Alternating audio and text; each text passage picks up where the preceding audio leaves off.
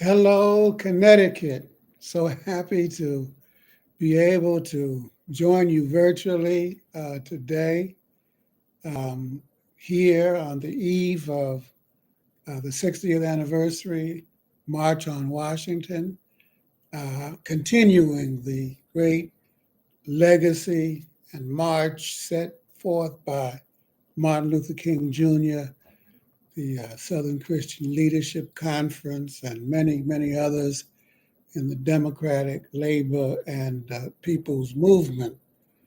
Um, and that's why I'm not here with you today. Well, I'm in DC with the party and YCL delegation from around the country. I sure enough wish I was there with you. I'm there in spirit, and you can be darn sure that that's the case.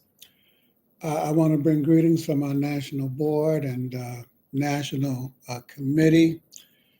We are so encouraged by the work and growth of the party in YCL in Connecticut. We were just with some of your comrades last weekend in Chicago at the Labor Commission meeting, and your delegation represented you well. No doubt about that.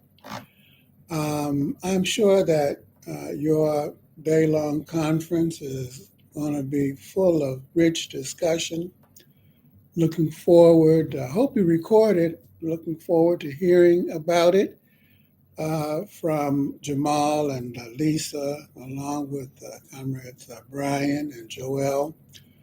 I'm sure you're going to have a very interesting and provocative and meaningful discussion, which will help you chart the course of the party in the coming days and months as we approach our convention. Happy to let you know that our convention is taking place June 7th, 8th, and 9th at Roosevelt University in Chicago. And I know you're going to have a big, bad, and bodacious delegation from Connecticut.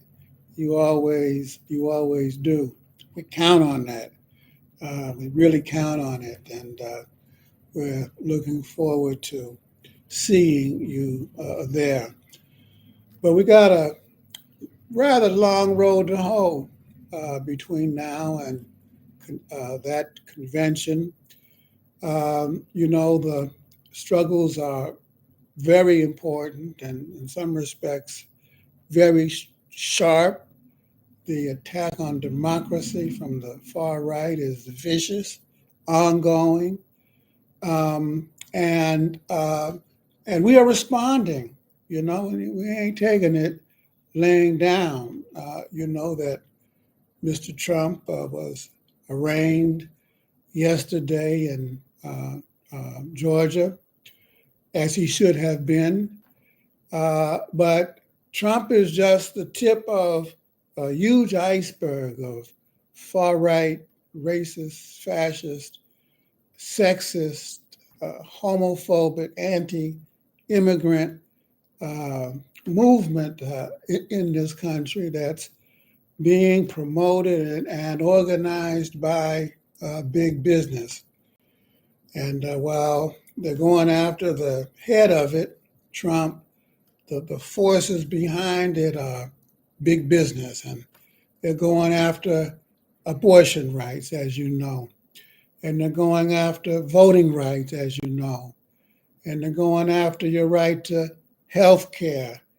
And they got rid of your right to the child tax credit and the right to collectively bargain and organize.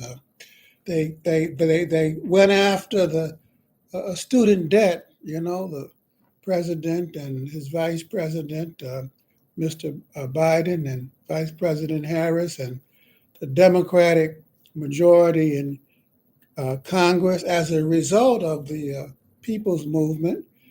And I believe one of the representatives from Connecticut Delora, is that her name, passed that child tax credit, which brought millions of children out of poverty. And do you know what they did? They took it away and they gave it to the military budget. $1 trillion now being spent, you know.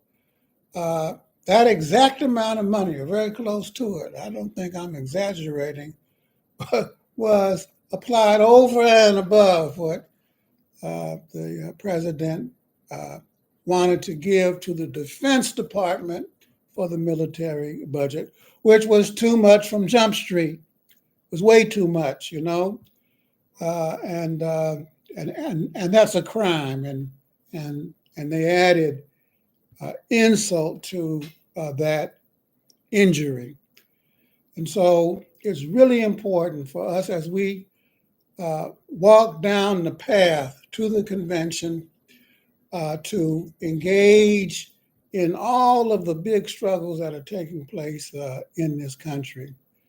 And there are class struggles that are taking place in the trade union movement. You know, the Teamsters just won a big victory. Hallelujah.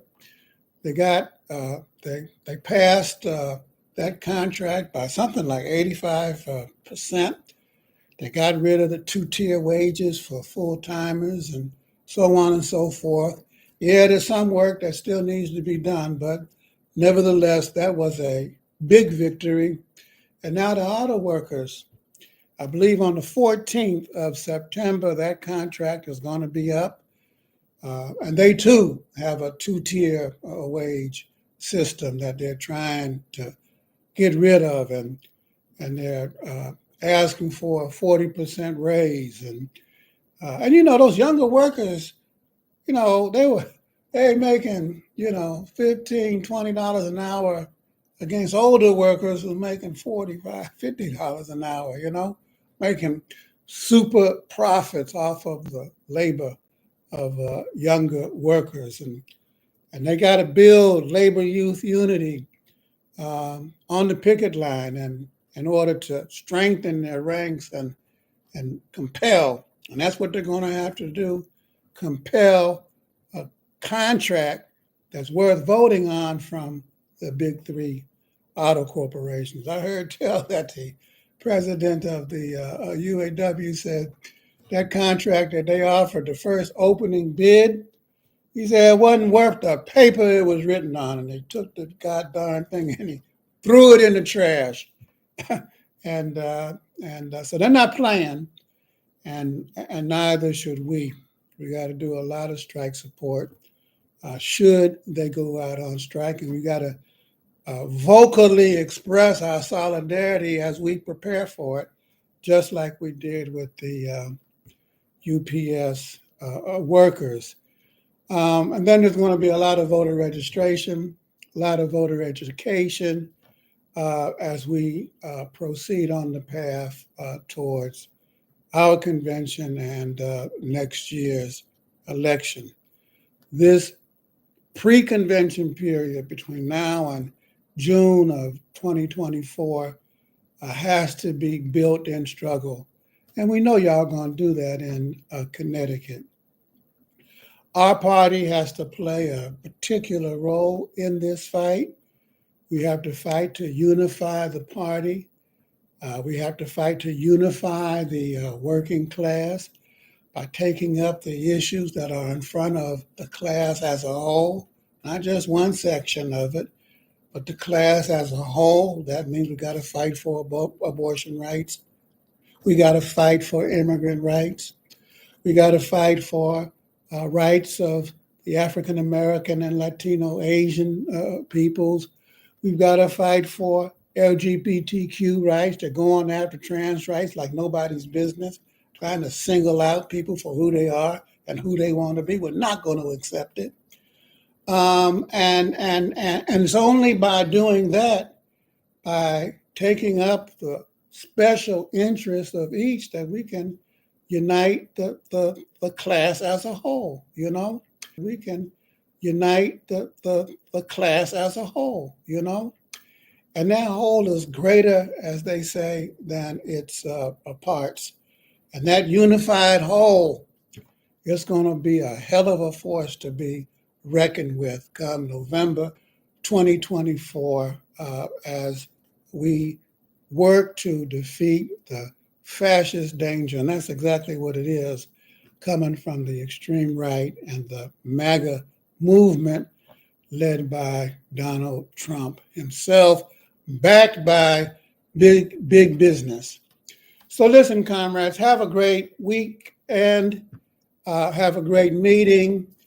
I understand that y'all going to be marching to a go back to school picnic at the end of the meeting. You're marching in step with us in D.C. You're marching to the drum beat of justice and to the drum beat of peace and to the drum beat of freedom represented and spoken so eloquently by Martin Luther King Jr. back in 1963. And that drum beat is echoed through the decades and is echoing from the streets of Washington all the way up through to the People's Center in New Haven, Connecticut. Take care, comrades. Have a great meeting, and we'll see you down the road. Take care, and thank you for giving me this opportunity to talk with you this morning. Wish I was there, but once again, both Rosanna and I and our entire leadership are there with you in spirit. Bye now.